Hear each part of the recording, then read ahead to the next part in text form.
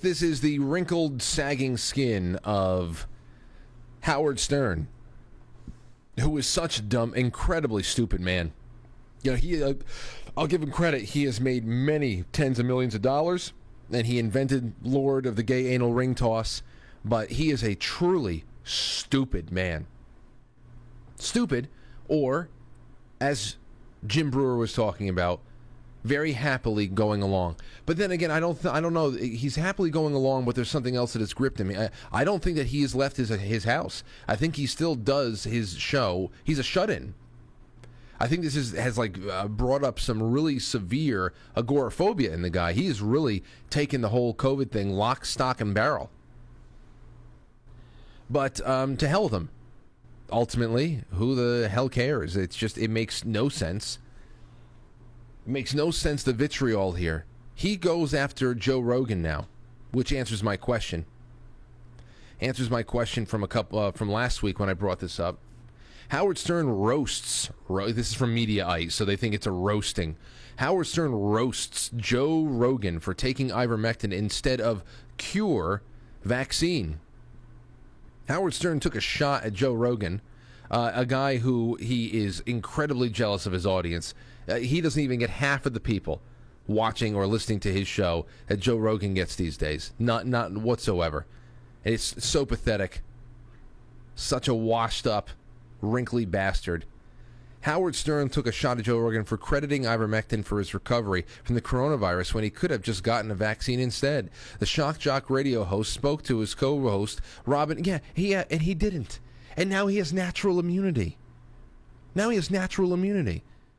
And you're going to be jumping from one booster to the next because the shots that you're taking are creating variants that are evading your original shot. And it's also destroying your natural immunity. The Shock Jock radio show host spoke to his co-host, Robin Quivers, about the blowback he got for saying last week that COVID vaccines should be mandatory. At one point, Stern mocked the anti-vaccine shitheads who, most people who are against this are not anti-vaccine. I think that there's an obscene number, an obscenely low number, like 4% of people in this country, or less, have never had vaccines before. But once again, painting with broad strokes, intentionally obtuse, hard to understand the nuance of something. It's all part of psychological warfare. Us versus them, to be able to take away nuance and understand what's actually being debated. Accuse people of worshiping Anthony Fauci while they take horse dewormer from a doctor. Of course, this is a reference to ivermectin, the anti-parasitic medicine that has been held up as a coronavirus treatment by numerous commentators, doctors, not commentators. Even though public health officials have warned there's little to no data actually showing it could be effective. Public health figures within this government establishment, this corporate government fascist medical establishment, are blocking any and all information on ivermectin, absolutely. But as far as any official data showing its effectiveness against viral infections and antiviral properties, they have dozens of them on the NIH's own website. We read through a few last week and the week before. Dengue, HIV.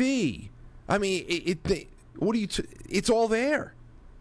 Rogan, who is unvaccinated, recently came down with COVID, and he took ivermectin along with a litany of other medications as he recuperated from the disease.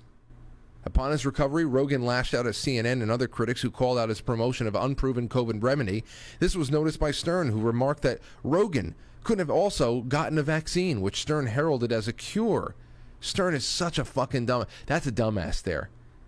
There are people who are going along to get along and reading the script, and then there are just dumb people. I really do believe that it's the latter with Stern.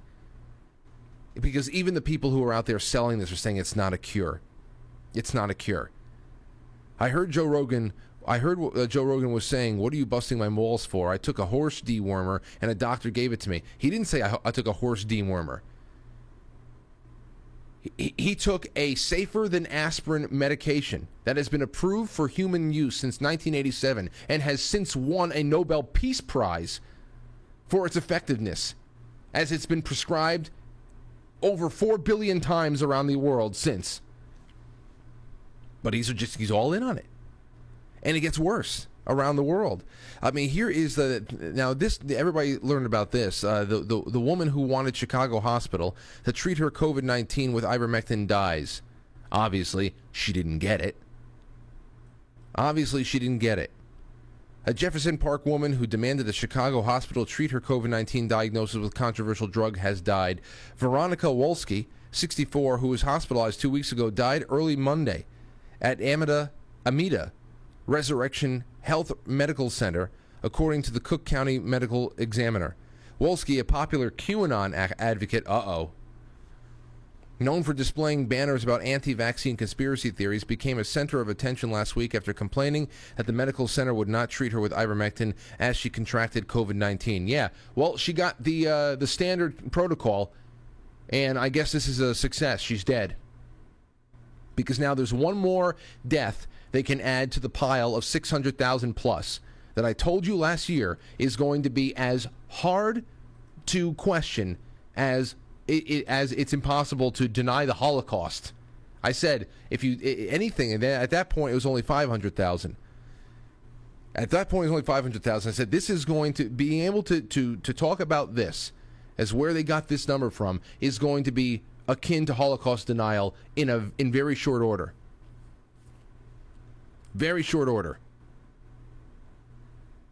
So yeah, the hospitals are desperate.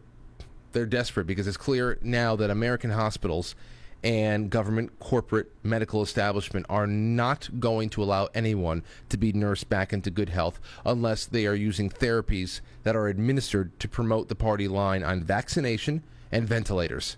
That's it. Which at the very least is providing a steady flow of new deaths to add to the pile. You know? And we know where those are coming from. Significant portion of that number was governors ordering the deaths of tens of thousands of people who were living in nursing homes. More by making it illegal for doctors to prescribe well-known safer drugs than aspirin while promoting things like remdesivir and lung-exploding ventilators. That's exactly what's been going on there. And then, of course, the not-so-mysterious disappearance of influenza and pneumonia, all recategorized, the countless deaths, countless thousands of people who were just assumed COVID or died with COVID. Assumed. Remember that they were doing that along the way, thousands of people at a time, especially in New York around April or May of 2020, assuming it. Those went right to the top. They needed to get those numbers up quick.